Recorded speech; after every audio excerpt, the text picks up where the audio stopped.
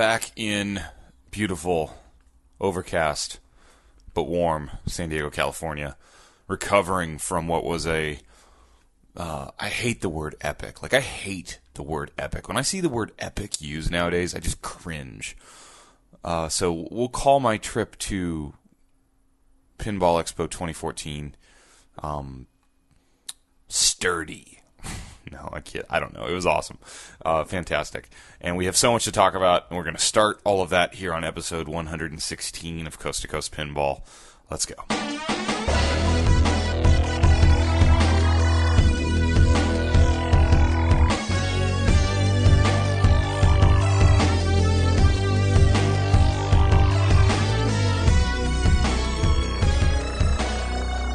Welcome to Coast to Coast Pinball. My name is Nate Shivers. This is a podcast commentary. I'm a man out of quarters.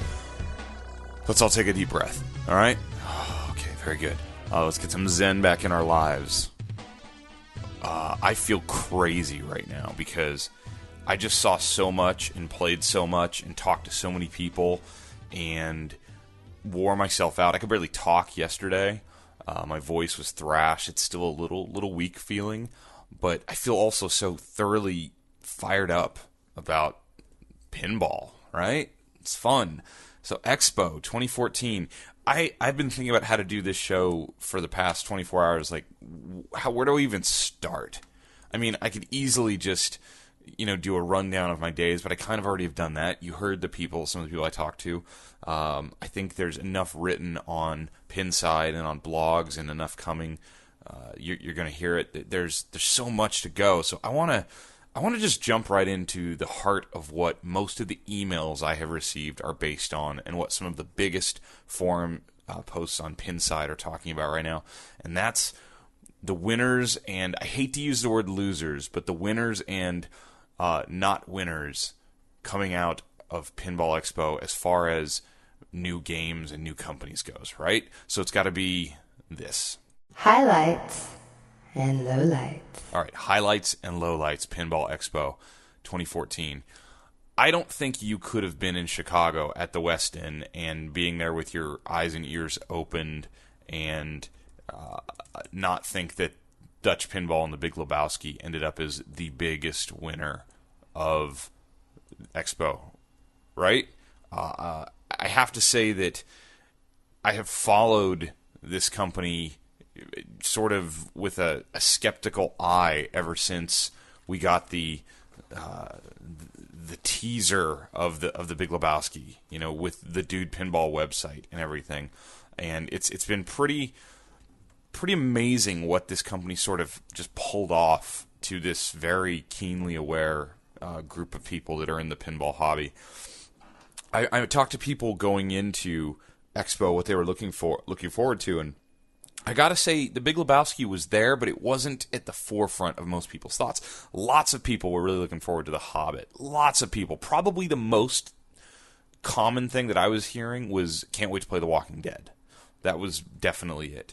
And then a lot of people just thought, I can't wait to see all the new games. And coming out of Expo, the number one thing, by far, it's not even close, is the Big Lebowski. The Big Lebowski, wow. And I see some people who are maybe invested in other games or have some clear and very well warranted bias towards another of the independent games, or maybe the Stern games coming out, that don't want to appreciate the Big Lebowski or Dutch Pinball as of yet, starting to even sway with, okay, so better than I thought it would be, better than expected. Need to give this a second look because their game's expensive. That's an expensive pinball machine, the Big Lebowski. $8,500, a lot of money. And they've never built a pinball machine before. So, they're not John Papaduke with this history of successful titles and this vision.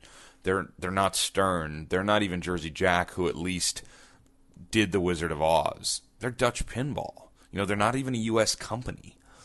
So there's a lot of people here in the U.S. pinball community, I think, looking at them maybe with a sort of sideways look. They're curious. I mean, all the marketing stuff's been, I think, by all accounts, brilliant. They tend to have a better eye on design as far as advertising their game goes and promoting their game. And then they dropped the game on everybody at Expo. And it's kind of like, it's not done, but it's there. You can get a really good feel for it. It's not some whitewood. It's not some flipping prototype. I mean, I guess technically is. These guys kept telling me the code was like, pre-alpha. Oh, don't even think about the code. There's actually some code in there. There's quite a bit going on when I played the game. By no means ready, and I'll go ahead and let them call it pre-alpha. That's fine. But I was really impressed. And I probably wasn't even one of the big, huge, excited Big Lebowski fans. I mean, I like the movie. The theme's kind of cool. I wasn't sure that it was going to make a fantastic, great pinball machine. I think if you make a great game, and the theme can be overshadowed by a great game.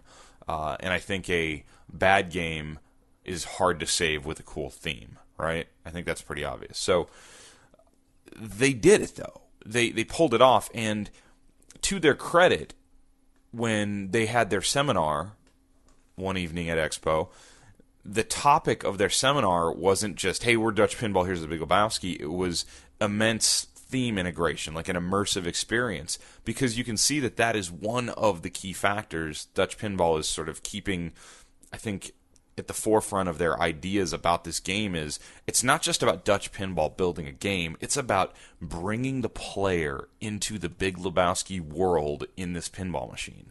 Because the callouts, the LCD screen animation, I shouldn't say animation, well, animations and video clips all work together very, very well in really pulling you in.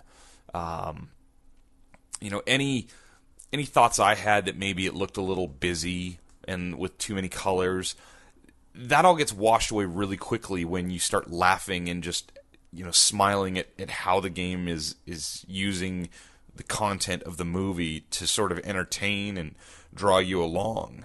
It's going to be really interesting to see as they get further along with their code and with their actual gameplay ideas. Because right now, basically, we're flipping through, starting a couple different modes, being able to get to the bowling alley sub-play field.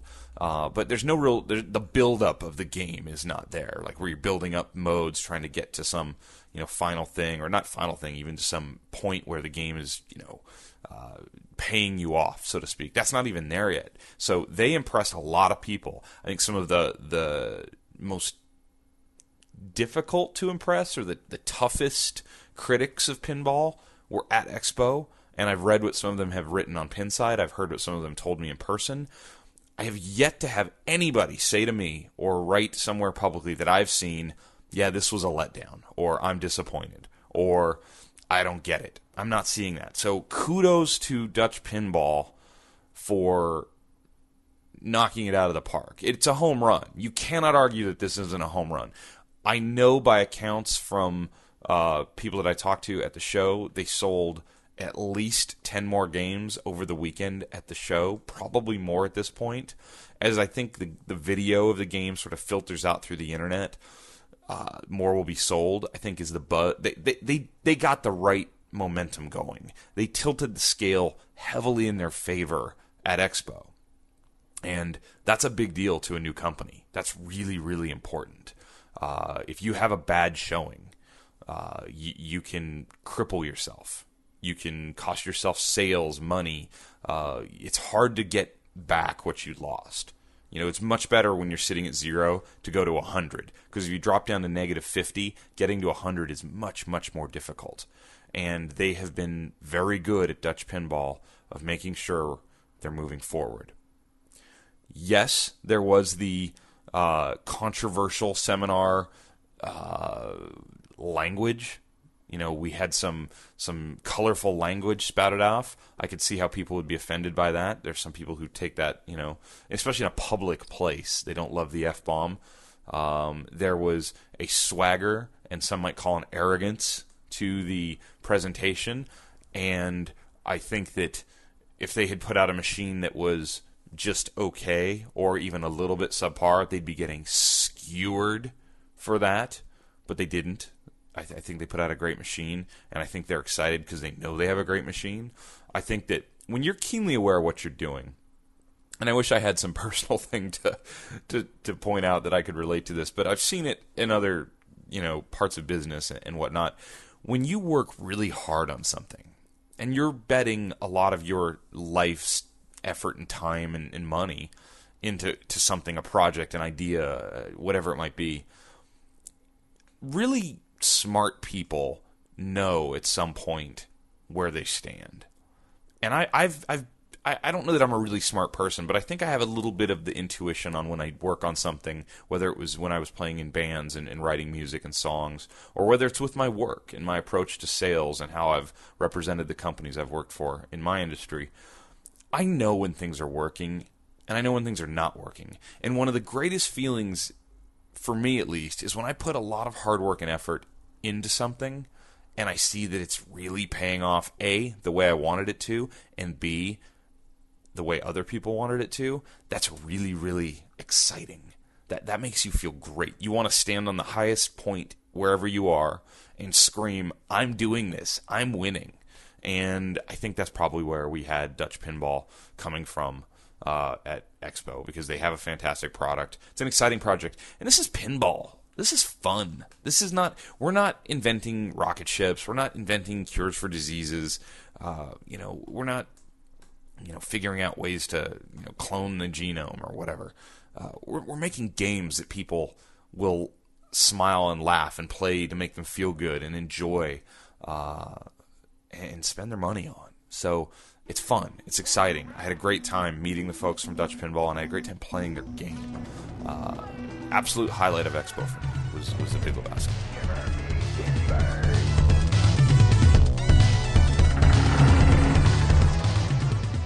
I guess what I'm going to do with this show, now that I'm kind of started and we're off and running, I want to sort of give you the top-down level from my point of view, just my point of view, I'm just one guy, of what I think kind of happened overall at the show.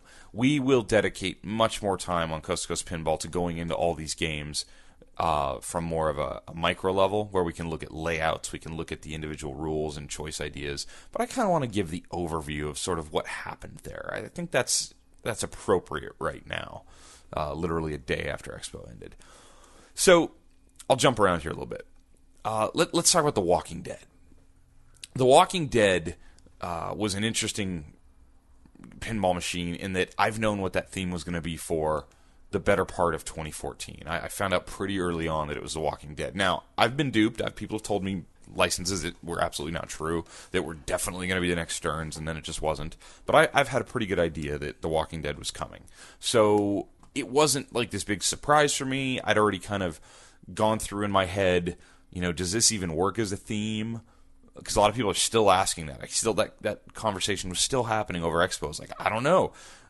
Why The Walking Dead? I mean, one of the top pinball players in the world actually said to me, I don't know why this had to be The Walking Dead. Why couldn't it just be a zombie theme? And that's someone who's like really, really into pinball and really having that debate right now. And I guess I've already had that debate in my head. And I think that, Stern's idea is that, if done right, using a licensed theme helps your game. Generally, they don't hurt your game. Now, if you do them wrong, they can hurt your game, or if you choose wrong, if you have a bad license, you could become sort of pigeonholed as kind of having a license that was lame or not cool or whatever you want to call it. But if you do it right, you have the right theme, it's only positive, it's only good. And The Walking Dead, I will say, I believe is their best timed theme in the history of Stern Pinball. I don't think there's been a better release with a theme at the time than Walking Dead. Their debut, Walking Dead, a week ago did like almost 18 million viewers on AMC. When I talked to people, and I talked to some people at Expo who like literally said to me, this is my favorite, not just television show, but this is my favorite piece of media in my whole life. Like, I like The Walking Dead more than any TV show or movie or any series of anything I've ever watched. Somebody said that to me. And he went on to tell me, and this is somebody who's like my age, a guy, who's at a pinball convention, telling me that he cried in multiple episodes of The Walking Dead because he's so into these characters and into the storyline. So with the general kind of ramp up to The Walking Dead season 5, debut, the popularity of the show, people's seemingly, feverish attachment to this theme, it's perfect timing. Stern needed sort of a darker, adult-laden game. Even Metallica and AC/DC, which are like hard rock bands, rock and roll is not like dangerous like it used to be. It just isn't. I remember being a kid and listening to like Metallica, and as I got older, like things like Marilyn Manson, and thinking, wow, this is scary, this is dark and dangerous, and wow. Well, not now. Now that I'm a little older, I see through it all, and it's just like, oh yeah, it's 4 dudes with some instruments and some face paint, possibly. I don't know, whatever. But The Walking Dead is a dark theme about a zombie apocalypse and people dying, and it was going to be interesting to see how Stern approached the theme. Were they going to try and, make this sort of like happy version of that? Like, yeah, we're winning, we got them all. Or were they going to go sort of really dark? And I think for the most part, they went sort of dark. The animations on the DMD are very well done, but they're zombies eating people. There's death and whatnot on this DMD. The game's dark. There's weapons. There's a big creepy well walker zombie guy that's just a mess on there. It's a dark game. They set the mood with some of the lighting, the color of the game, the music. They went dark with it, which I think is good for them right now. I think that's a good thing. I was a little critical of the early videos I saw of The Walking Dead because I didn't love. After I saw the design, then after I saw the ball actually traveling through the design, I wasn't in love with the pop bumpers and the way the ball exited the pop bumpers. And I had people send me like really rough emails like, dude, you're out of your mind. Every pinball game with pop bumpers does. I will stand by that. I still don't love the ball coming out of that area. I don't like it. For me. And I say that I don't like it is in thinking about, do I want to buy this game or not? Because isn't that what a lot of us are doing now? When a new game is released and we see the details and we see the announcement, we say to ourselves, would I buy that? Do I want that? Because we're all sort of anxious. We're excited. We love pinball, and we want to fall in love with the next game. I think we all want to fall in love with whatever's coming out. So Walking Dead is coming, and I'm like, do I want this? Because I'm very much in the market to buy a Stern machine right now. Well, when I see that, and I see that so much of the gameplay consists of the ball trickling down through this area, I got a little critical. And then I played it a bunch. And I played this game a bunch. And I played multiple examples of this game throughout the weekend. I still don't love that. Now, what I do like is I like the shape of the ramps. I like the vibe that's created with the music and the lighting. I think, if I hear one more person say, well, there's no rules yet or there's no code yet, I'm going to scream. There's actually lots of code in this game. Hats off to Lyman and Tanyo and all the guys at Stern so far. This game has code. I think a lot of people don't understand it or don't know how to play it, and I'm not saying I even know it all, but in talking to some of the guys in the A-Division tournament finals who played it all weekend, there's lots of code to this game right now. Nowhere near complete, granted, and I trust that there will be a wealth of new modes and opportunities to score and whatnot coming out of it. But this game has code at launch, and it has continually updated code. It has some unique pieces of code to this game. There's multipliers for the in lanes that happen. There's different ways to start things. It's not all about just multi-ball. There is code in The Walking Dead. That's a good thing. Stern needs to get credit for that. Overall, I give this game like a B+ from what I saw on the weekend. I was really happy with The Walking Dead Pro. I really am more, if I was going to be critical here, I hate that they took all the spinners out.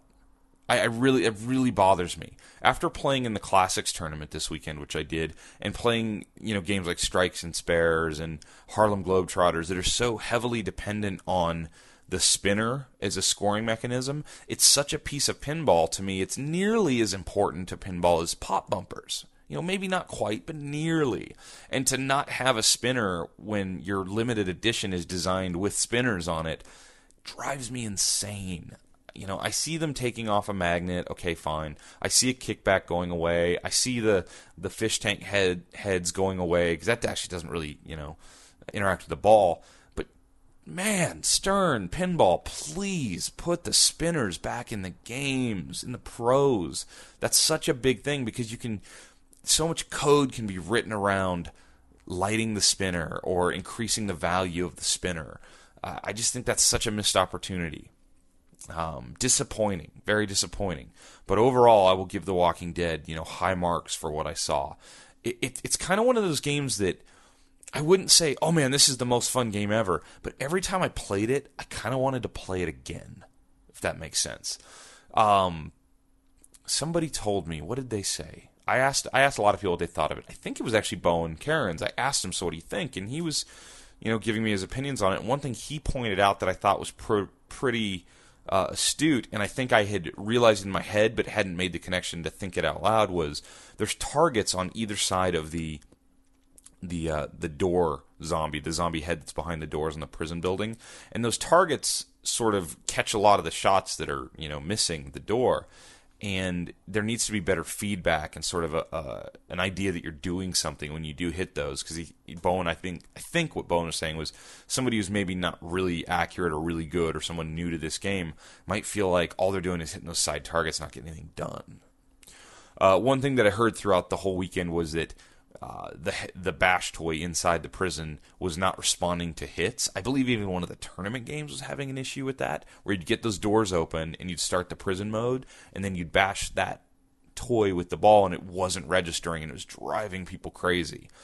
I think we also heard from some people that maybe the magnet wasn't programmed right, so that a lot of times when the ball was stuck on that upper magnet, it would just let it go and you'd get a straight down the middle drain. And I remember at times early on with Metallica that was an issue. Star Trek can be an issue when the ball comes out of the Vengeance hole and you have to start shaking the machine. And I saw lots of people doing that, like getting the machine moving before the ball started just to get it out of that direct center drain. But yeah, overall, I think Stern has a good game. I think they have a game they can definitely stand behind for the next 4 to 6 months or however long it is until we see something new from them. And I think it's a game that will draw people in. It's a very handsome game. Granted, there's like zombies and death on the back glass, but the color scheme's really good. I think the side of the cabinets looks really good. I'm for it. I'm pro Walking Dead right now coming out of Expo for sure.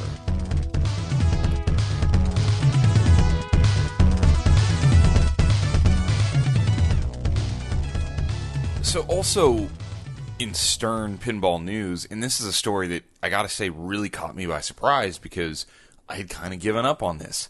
Stern has announced they have reached an agreement with Whiz Bang Pinball, which is Dennis Nordman, Greg Ferris, to make the Whoa Nelly Big Juicy Melons game.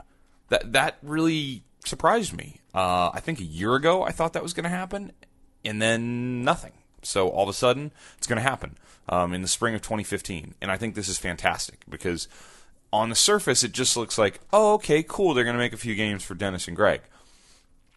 I think this could be bigger than that, though. I think this could be the start of something very interesting. So if you don't know, Whoa Nelly Big Juicy Melons is a solid-state pinball machine that is meant to look and play like an electromechanical game. It has, very vintage looks to it. Its layout, it's a flat, one-level play field. Some of the features, like the pop bumpers, are very, very much EM looking. And the theme is of this girl, Nelly, I believe, right? Whoa Nelly? No, is that not her name? Melanie, actually. Her name's Melanie, for Melons. This is all very tongue-in-cheek. So Melanie has some assets, we'll say, that are, as she says on the playfield, sweet. And she has sisters, Ellen and Helen, who also, by the appearance on the playfield, have very similar assets. And their father has a shotgun and does not want any of us to get a hold of those assets. So the game is sort of very comical and fun and throwback. We're talking, I don't want to say a spoof exactly, but it's supposed to be fun. Mini flippers, like old school tiny mini flippers. I'm trying to look at the playfield and kind of look. After I just went off on this whole thing about spinners and how important they were to pinball, I don't think Whoa Nelly actually has a spinner, but that's okay. It has scoring reels, so there's obviously no DMD. There's no alphanumeric display of any sort. It actually has old school illuminated scoring reels. It has real chimes or bells, I think one of the two in there. And it has this very unique cabinet that instead of having legs, it appears to be set upon a crate. It's very different. So please go check it out, because I can describe it all I want, but I'll never describe it as well as just you go looking at it. It's beautiful. It's fantastic. And I'm not talking about Melanie and her assets. I'm just talking about the game. It's gorgeous. It's fantastic looking. And it's something pretty different. It's we talk about pinball being sort of retro. Well, I don't think retro when I look at The Walking Dead, but when I look at Whoa Nelly, I think retro. So this is very cool. It will be very interesting to see what the price point of this game is. If this game is priced like a Stern Pro, I don't think they're going to have a lot of success. If this is $5,500, I think they're in for trouble. Not trouble, just I don't think they're going to sell very many. If this thing's priced at, say, $29.99, is that possible? I don't even know if that's possible. Then I think they're going to sell some of these, because it's cool, it's fun, it's vintage, but it's brand new. It's like buying a 1960s game, but brand new in a box, with a lot of more, updated features and things like that. So I think it's pretty cool. Let's say it takes off. Let's say that it, does really well. Well, maybe there's a market there to be served. Maybe there's a market for simplified games that don't have expensive custom toys and don't have, crazy DMDs and LCDs. Maybe there's a market for a $3,000 game that's just simple. I don't know. I'm just thinking out loud here. I think this is a really cool project to keep an eye on and see how it does, see what reaction is going to be to it. Will the younger crowd that has entered the pinball arena in the last, 5, 6, 7 years, will they connect with this?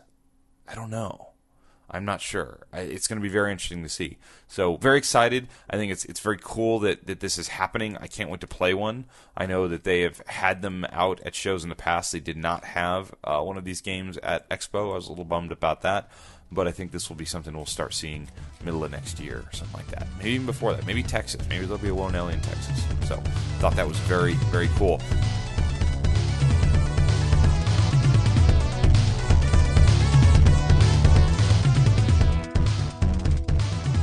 This next little topic here has been the one that I've been most conflicted about since Expo, and thinking in my head how to approach this and how to talk about this even. Jersey Jack Pinball released the first working versions of The Hobbit, or version, to the public to play at Expo. I was there for the, quote, fireside chat, which I think is such a hilarious name at these shows because there's never a fire. So there are lots of stuff going on with this. Lots. People were all furious about the side art of the cabinet. There were tons of posts on Pinside, and I would love to say on other forums, but there's tons of posts on Pinside about the side art of the cabinet. A lot of people weren't happy, didn't like the giant lineup of characters from the movies. A lot of people said, why on earth aren't you putting the awesome dragon Smaug on the cabinet? What are you people doing? So one of the first things they announced was, hey, guess what? There's going to be a Smaug Gold Edition that will feature gold body armor, a golden Smaug character, gold Smaug in the actual video on the LCD screen, I think a different plaque, but most importantly, Smaug on the side art, like the dragon. It's cool. It looked really good. So they actually had an empty bottom half of the cabinet there to show you what that artwork would look like. And there's fire, and there's just giant, awesome dragon picture. It's pretty cool looking. It's pretty cool. I like it. So they released that. So that's available. $9,000. The standard of this game is $8,000. The limited edition version is $8,500. I have now officially lost track of what's different between all of them. So that is going to be for you, dear listener, to figure out on your own, because my head is full of stuff right now.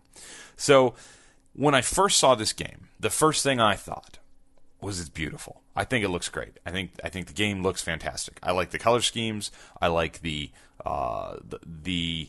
presentation of the back glass, quote, LCD screen, I think looks good. The video on the LCD screens is very impressive. It's actually staggering in a way to walk by this game and look at it. Wizard of Oz was cool looking. It looked good, but it didn't have the, what's the word I'm looking for? The grandeur of what The Hobbit has. And part of that is we're talking about a movie made, I believe, in the 30s or 40s or whenever Wizard of Oz came out, versus a modern day multi-million dollar, trilogy of films, and all that has gone into these movies. So the source material that they're working with now is obviously HD, rich in color, special effects, sound, pretty amazing to work with. And I think on that side of The Hobbit, so far what I've seen, they delivered. I think that it absolutely looks that way. I didn't love the playfield art when we first saw it a while back. I wasn't in any way thinking that was fantastic. You had this mountain in the background with the dragon above the mountain, and it didn't really, when I've watched the first two of the 3 Hobbit movies, the playfield art didn't, to me, really relate to the movies in my head. Okay. It looked like the Paramount mountain with Smaug over the top. And Smaug, quite honestly, seemed sort of small. Okay, that's fine. So we saw the actual layout early on. And this is the Jersey Jack way of doing things, is to sort of piecemeal out lots of information. And they started this with Wizard of Oz, and they were trying to get people to buy the game to finance the company, and it worked.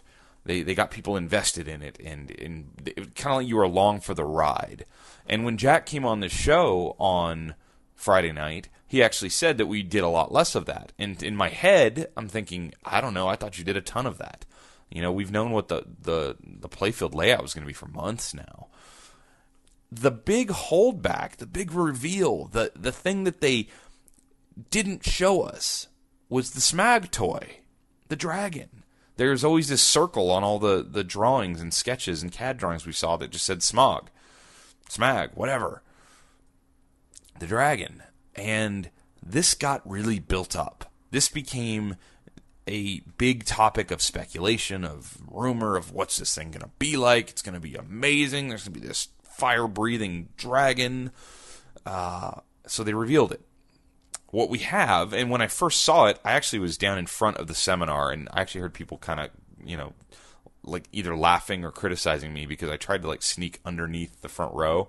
It was supposed to be for those of us with press badges, by the way, expo goers, but whatever, that's fine. And tried to get a look at this, and when I looked at it, all that was there was, it looked like a rock. I mean, it looked like literally a brown rock, and I was very confused, and I thought, oh, maybe they are not unveiling Smaug here at Expo.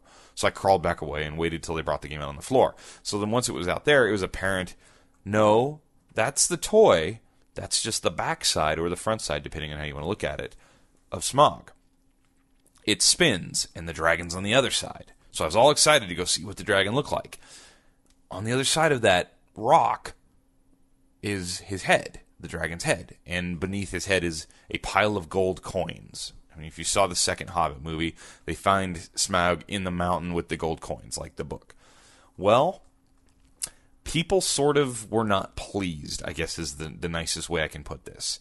I believe the thread on Pinside when I'm recording this, let's do a little refresh to see how many posts we're up to on the Pinside thread that is directly about this, is 915 posts in.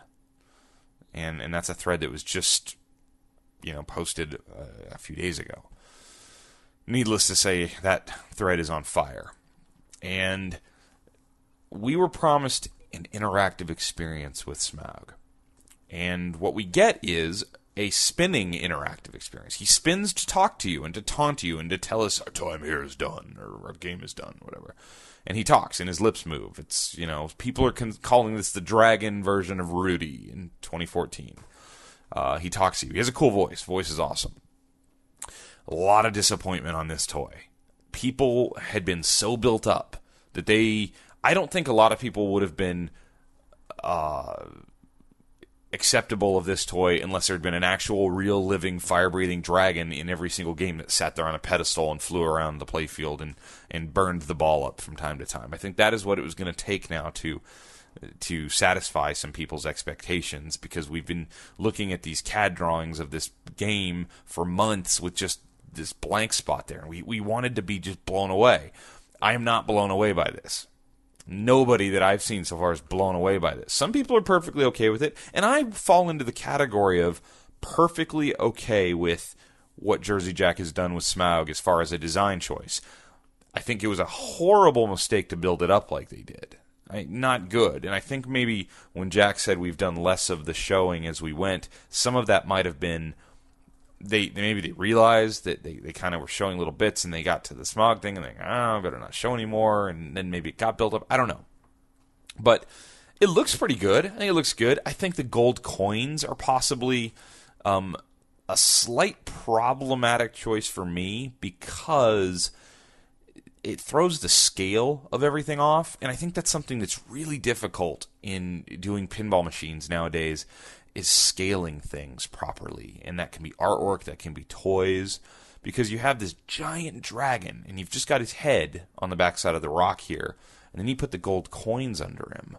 But let's say the coins are, I don't know, 1/8 of an inch each, maybe they're 1/16 of an inch.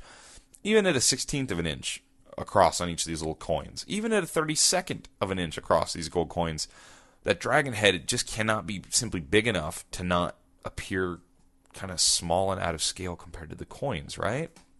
So I think that's a little bit of maybe a design choice. But as far as the spinning and talking to you and maybe following the ball around, I'm fine with that. That's good. I mean, I don't know what people really want. It's a pinball machine. Do they really expect like dragon arms to be like reaching out and grabbing the ball and tossing it to the other dragon arm and throwing it up into the air, and the tail of the dragon toy flipping the ball back down? I mean, what do you want? Come on, it's a pinball machine. So I'm okay with that, but the expectations were just set simply too freaking high. All right, the toy to the right side. It's a book. They have a book on a pedestal above some stand-up targets. I don't get it. I don't understand the choice of a book. More on the book in the future. I know there's a lot written about it, and quite honestly, I haven't been able to read through that entire Pinside thread, because when there's threads like that, usually 10% of that thread is really good information with people who have either talked to people in the know, or they are people in the know, and they can give you actual details and facts. Then the remaining 90% is probably 30% of people with really genuine opinions of what they've seen. What does that leave? 10, 30 math with Nate. That leaves us 60% of that thread left. And I would say out of that 60%, about half of that is just haters and trolls. And about the other half of that is people getting defensive and fighting with the haters and trolls. So it's hard to peruse through such long posts to find the facts. But I got to figure out what they're thinking with this book toy, because it's just such a disappointment.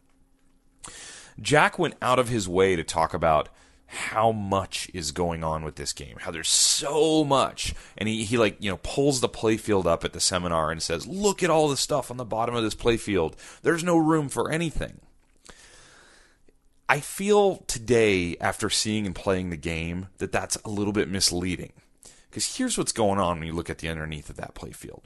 One of the key features of The Hobbit is that the drop targets are using and I'm going to put this in quotes as new technology, because it's not entirely new, but they're using a new technology idea, at least a idea that has not been used much recently in pinball, where all of the targets can raise and lower independently. So the game programming code can move the targets up and down. It doesn't have to all just reset like a bank of drop targets. Like when you think Mustang or Judge Dredd, when you hit one or two down and the thing resets, they all have to go back up.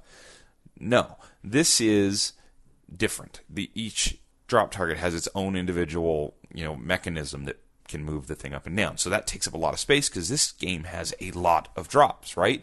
I believe it has 11 drop targets, 3 on a side, middle of the field, and then the 5 ones beneath Smaug up on the back.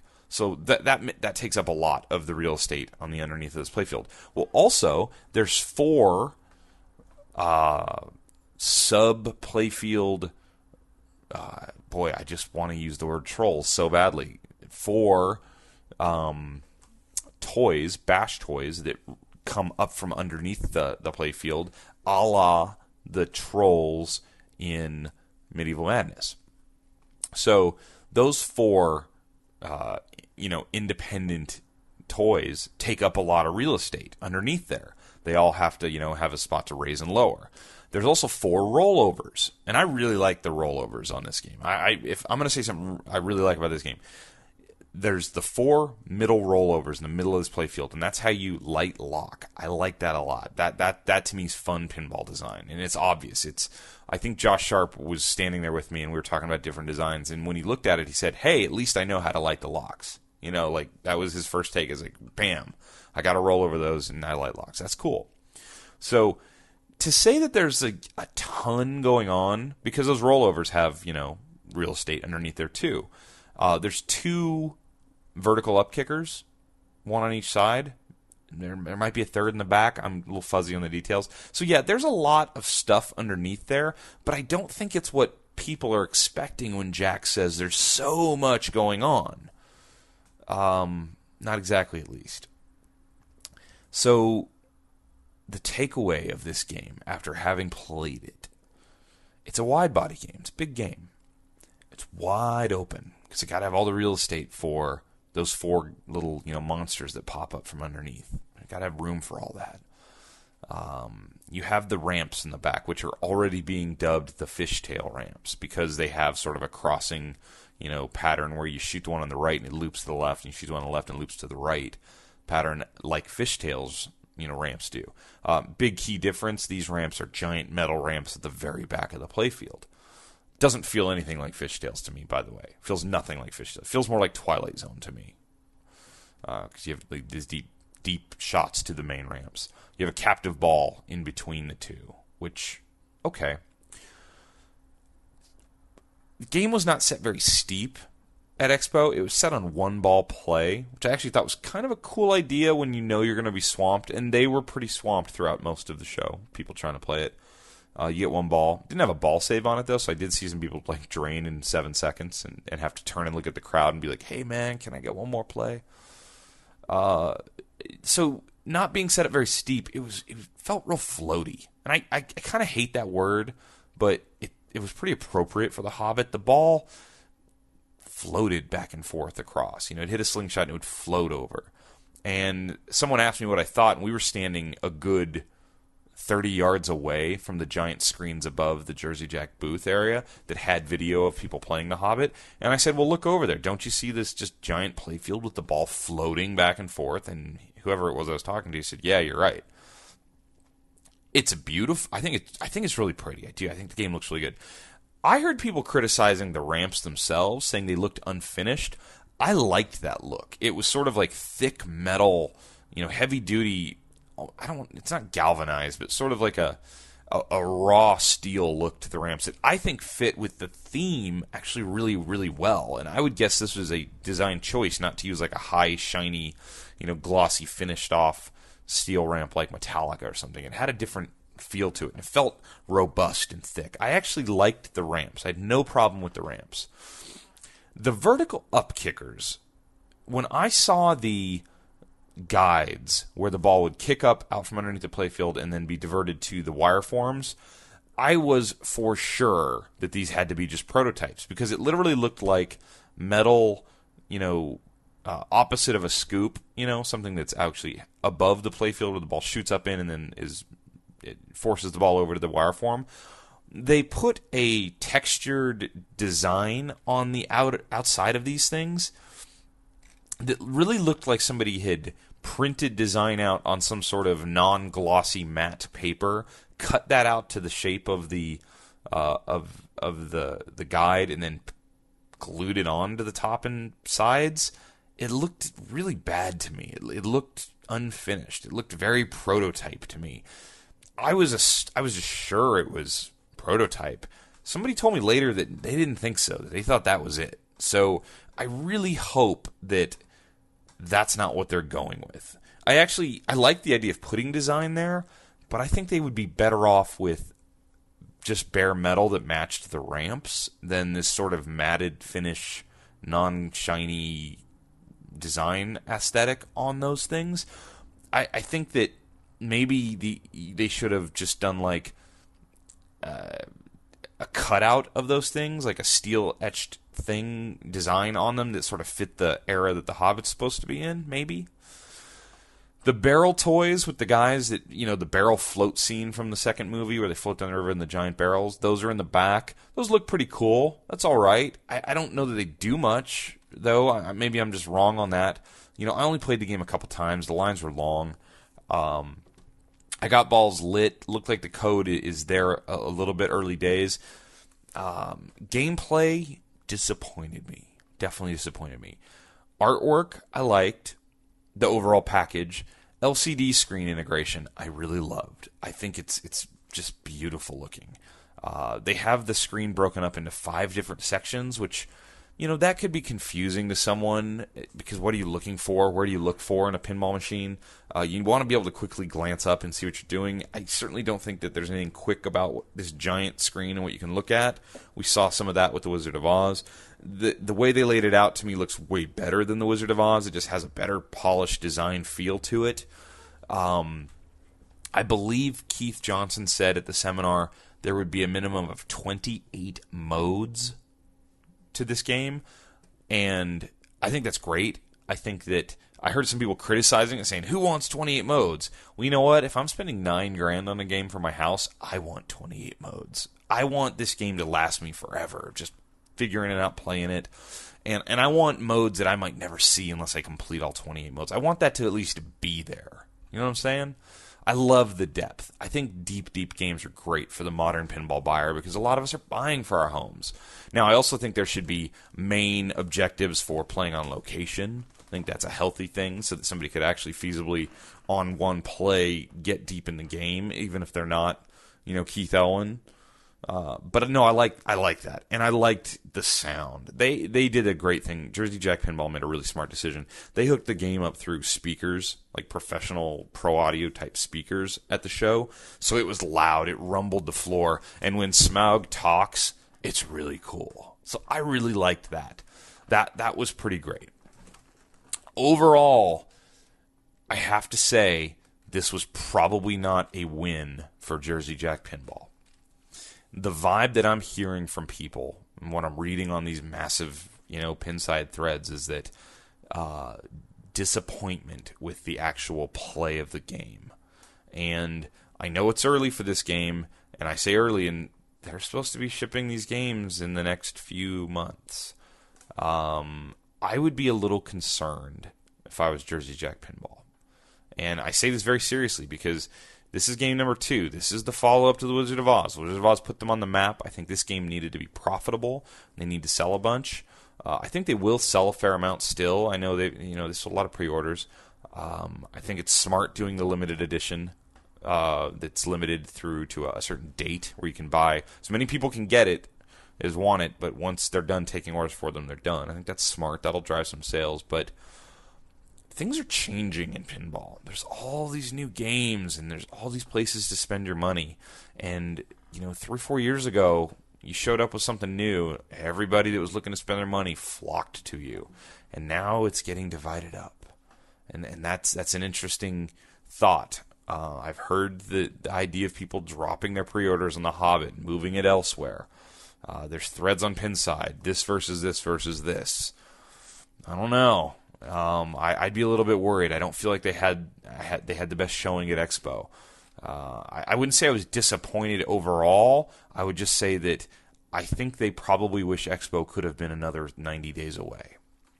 Now, if you're one of those that feel there's just major flaws with the design, that's a different story. That's not fixable at this point. I think the rules will definitely pull this game along and help this out. The whole disappointment over the lack of a giant dragon in the game will subside. People will get away from that. If the game ends up being fun to play, they'll be fine. And we'll see how that comes out as the game gets a little further along in rule development, code development. But as of right now, I would not be thrilled if I was the team at Jersey Jack Pinball coming out of Expo based on the reaction that I have seen from the community. All right, so that's episode 116. There's tons more to talk about. I can't believe I just looked up and this show's as long as it is. 117 is coming soon. There's so much more to talk about. We need to talk about highway pinball. We need to talk about multimorphic. We need to talk about Riot Pinball and Wrath of Olympus. We need to talk about Medieval Madness Remake. I haven't even touched on that. We need to talk about a lot. So stick with me this week. We're going to get through it all, I promise. There's so much going on. I'm excited. I had a great time. Yada, yada, yada, yada. That's episode 116 of Coast to Coast Pinball. Thank you.